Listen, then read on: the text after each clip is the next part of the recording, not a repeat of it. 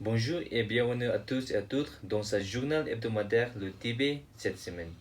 Je suis Pema Chawang avec une nouvelle édition d'actualité sur le Tibet, session d'été, le Dalai Lama et l'administration centrale tibétaine. Voici les titres de cette semaine.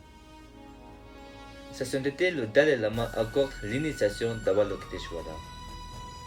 La Chine refuse à un moine tibétain emprisonné la visite de sa famille. Sion assiste à une série d'événements à Dharamshala. Des experts de l'ONU et des États membres exhortent la Chine à s'attaquer aux violations des droits de l'homme au Tibet. Le représentant Gengang s'adresse au président du groupe d'intérêt pour le Tibet. Le représentant Dr Arya assiste à une réunion de presse dans la salle de conférence du Parlement japonais. Le bureau du Tibet à Washington DC participe à la cérémonie annuelle de dépôt de gerbes de label des nations.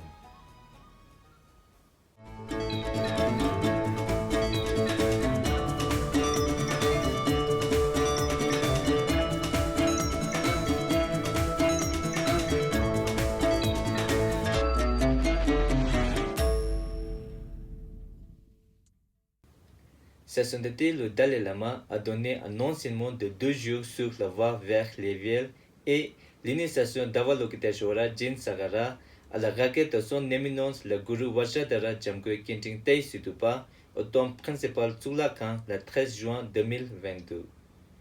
Au cours de l'enseignement, Session d'été a fait remarquer que s'il était resté au Tibet, il n'aurait pas pu approfondir et étendre sa compréhension du monde car il a rencontré toutes sortes de personnes de tous horizons et appris d'elles pendant son exil.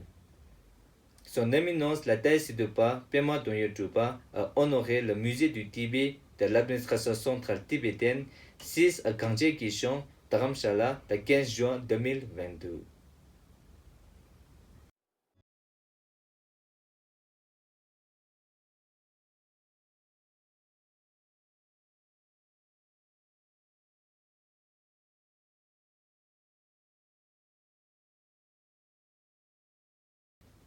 Le moine tibétain Rinchen Sundim, emprisonné par les autorités chinoises, savoir refuser les visites de sa famille.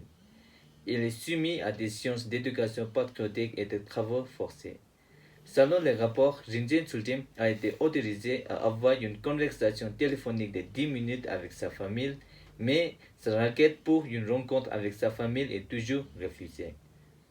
Rinchen Sundim, un moine du monastère de Nanxing, a été initialement arrêté par les fonctionnaires chinois du Bureau de la sécurité publique de Ngapa en 2019.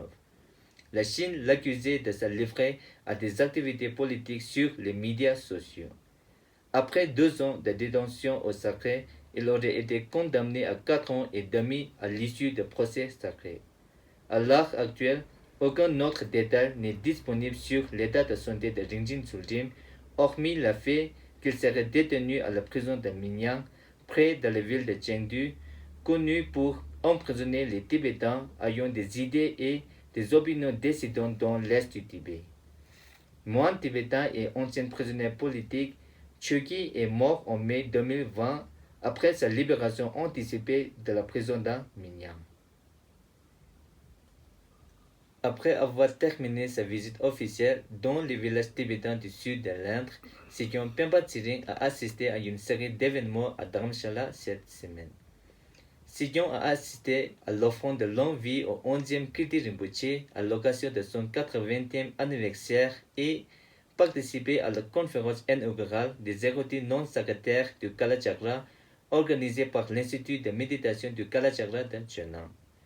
Le 15 juin 2022, Sikyong a assisté au lancement de l'initiative de renforcement des capacités et de durabilité de l'administration centrale tibétaine organisée par le Fonds de développement social et des ressources du département des finances de l'administration centrale tibétaine avec le soutien de l'Agence américaine pour le développement international.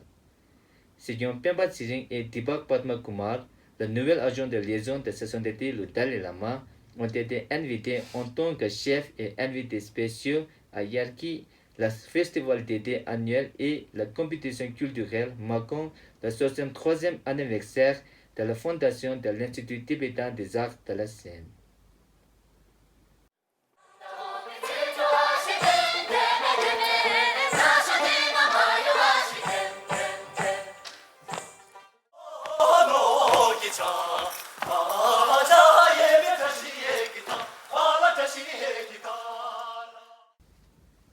Lors de la 50e session du Conseil des droits de l'homme des Nations Unies, 47 États membres des Nations Unies se sont déclarés gravement préoccupés par la situation des droits de l'homme au Tibet.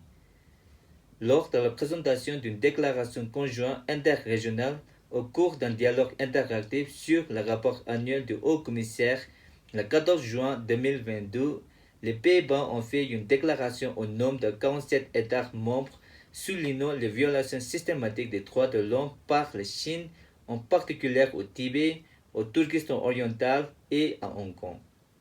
Un groupe de plus de 40 experts des Nations Unies a appelé la Chine à s'attaquer aux violations spécifiques et systématiques des droits de l'homme et l'a exhorté à accorder un accès sans entrave aux experts indépendants dans un communiqué de presse conjoint publié avant la 50e session du Conseil des droits de l'homme des Nations Unies.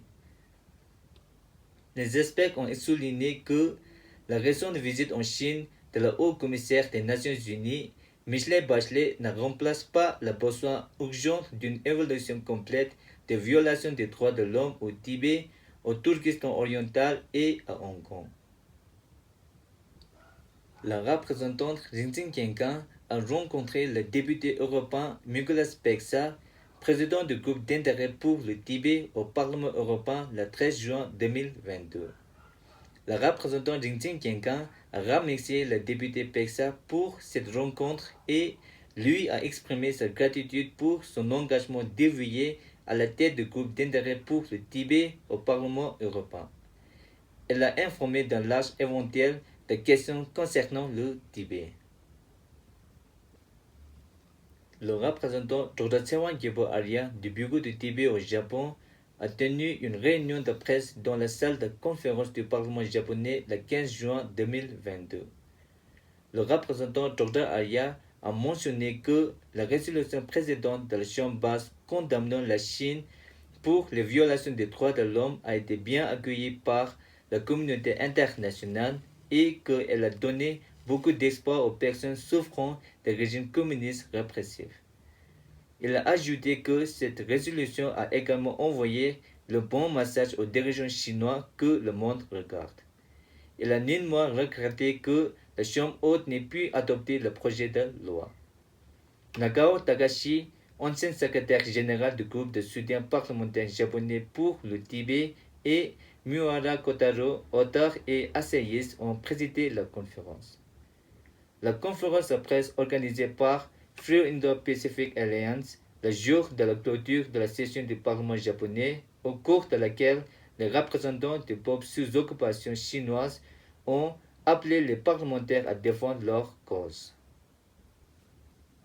Le bureau du Tibet à Washington DC a participé à la 15e cérémonie annuelle des débats de GEP organisée par la Fondation du Mémorial des victimes du communisme à Washington DC le 10 juin 2022.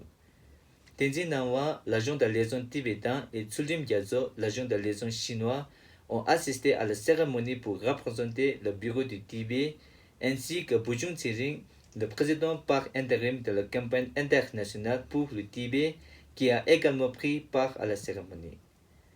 Chaque année en juin, des ambassades, des missions diplomatiques de diverses organisations participent au mémorial pour rendre hommage à plus de 100 millions de victimes du communisme, célébrer la liberté le où elle a triomphé et poursuivre la quête de monde libéré du communisme.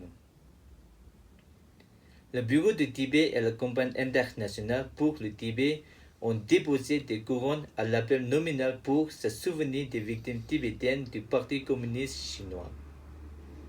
C'est tout pour cette semaine. Merci d'avoir suivi Tibet TV. À la semaine prochaine.